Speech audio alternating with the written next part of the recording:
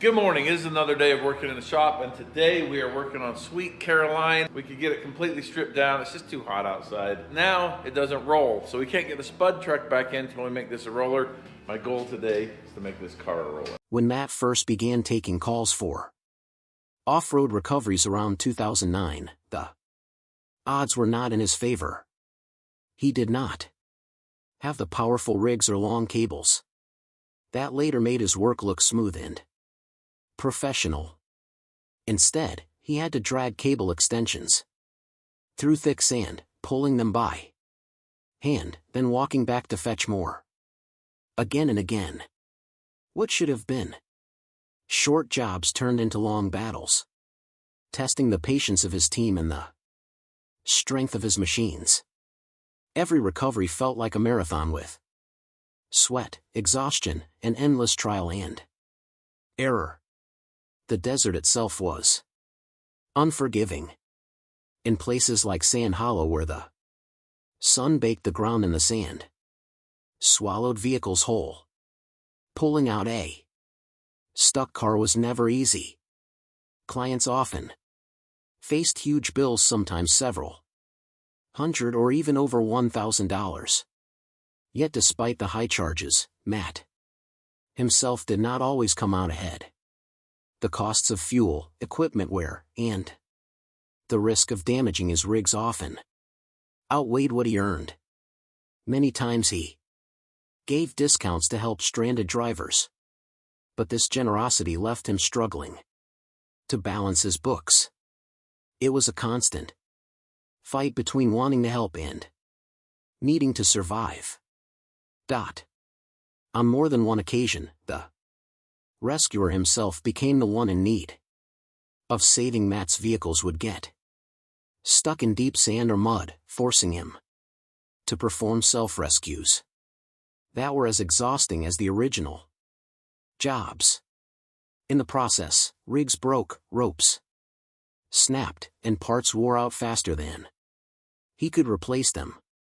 Building and modifying vehicles like his famous Banana or the Morve was costly, requiring endless trial and error. Each adjustment demanded money, time, and persistence, and every mistake cut deep into his budget. But the struggle was not only in the field. Behind the scenes, Matt faced another mountain, to climb, learning how to share his adventures with the world. Technology was not his strength, and making videos seemed almost impossible. At first, he stumbled through editing software, fought with lost footage, and groaned when audio refused to cooperate. Uploading took forever, and managing editors was a challenge of its own. Every clip that finally made it online represented countless hours of frustration. Yet, he knew that telling these stories was the key to keeping his mission alive. As his name grew and the channel took off, new challenges replaced the old ones. Success brought scale, and scale brought pressure. More vehicles meant more maintenance. More staff meant more responsibility. Travel, gear, fuel, and repairs piled higher with each passing month. Balancing the costs of real off-road recoveries with the demands of producing content for a growing audience was like walking a tightrope. One wrong step could send everything crashing down. Money was another constant headache.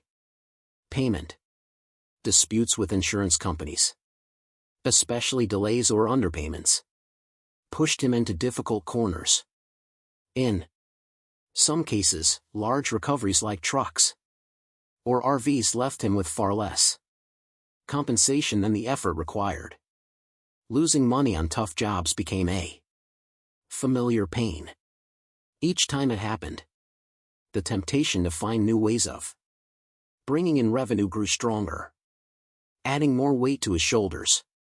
Then came the pressure of public eyes. Every recovery was filmed. Every move was on display. Viewers saw it all. The smart calls, the mistakes, the near misses, criticism poured in whenever things look sloppy or dangerous. Fans love the spectacle, but the very same need for dramatic footage sometimes pushed Matt to take greater risks. The chase for engagement clashed with the need for safety and ethics, forcing him to make hard decisions. What kept everything moving was grit. Even in the face of financial strain, broken gear, harsh criticism, and exhausting recoveries, Matt pressed on. The struggles were heavy, but they shaped the story that millions came to follow. Despite all these struggles, it did not stop the betrayal that awaited him. The bitter wound of Matt's journey into the public. I was never just about engines, cables, or daring rescues. His name was becoming a household brand. His videos reaching audiences across the country and beyond. But as his reputation grew, so did the attention of those standing closest to him. And in the shadows of that success lay a painful truth: the deepest threat he would face would not come from a rival business or a distant critic, but from someone inside his circle. This man, whom we will call KC, was not an outsider looking in. He had been present through the climb, watching every milestone and setback unfold. KC was not just an employee or a casual acquaintance. He was someone Matt considered a friend. Someone woven tightly into the daily workings of the company. He had seen the YouTube channel blossom, understood the mechanics of how recoveries were filmed, edited, and shared, and knew the intricate details of how things operated behind the scenes. That closeness made what followed sting far more than any legal penalty ever could. As the channel's popularity exploded, the friendship began to show cracks. Casey, according to Matt's account, started to see the spotlight as something he deserved for himself. The attention, the recognition, the financial gains. He wanted more. He reportedly believed the audience tuned in for him, and that his presence alone justified a greater share of the channel's income. Dissatisfaction hardened into demand, and soon KC was pushing for an enormous cut of the revenue, nearly half of all earnings. What made this storm even more crushing was its timing. Matt was already under immense stress from an ongoing investigation into his business practices. The weight of legal scrutiny pressed on him daily, his reputation and livelihood hanging in the balance. It was at this most fragile moment that KC allegedly chose to act. What unfolded next, by Matt's telling, was nothing less than blackmail. The ultimatum was chilling. KC wanted a huge payout, a sum of $40,000, and the condition was simple: pay up or face exposure. KC threatened to reveal private knowledge of Matt's operations, the very kind of information being examined in the legal case that it was not a hollow bluff. Either steps were taken to increase the pressure. Legal letters arrived ordering Matt to strip KC, his associates, and even members of Matt's family from the videos unless the money was delivered. The betrayal cut deeper when KC, armed with intimate knowledge of the business, allegedly used that information to make Matt's situation with the authorities more complicated. Every vulnerability, every crack in the foundation was pressed hard. It felt calculated, designed to cause maximum damage at the very moment Matt was fighting to keep his company alive. 4. Many the legal issues themselves would have been the most unbearable. Wait. Probation, fines, the endless stress of lawyers in courtrooms.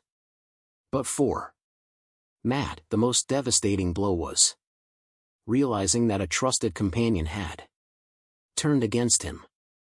He could withstand the accusations. He could shoulder the penalties. But what pierced through everything was the knowledge that betrayal had come from a man he once called a friend. Amidst all of these, there was an even bigger challenge. One that threatened to put an end to everything he built for years. The rescue that cost him a VATS channel has long been a favorite on YouTube. Viewers came back again and again, drawn not just to the rescues but to his friendly nature.